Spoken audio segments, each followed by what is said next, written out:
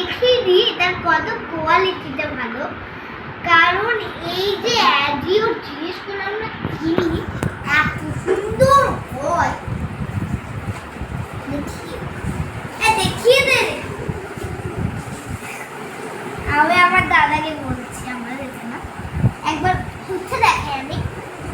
এই দেখে হচ্ছে সোজা যাচ্ছে, বেশ ভালো। তো যদি আপনারা কিনতে চান তাহলে অ্যাজিও থেকে কিনতে পারেন। তো আজকের মতো এতটাই, আবার দেখা হচ্ছে অন্য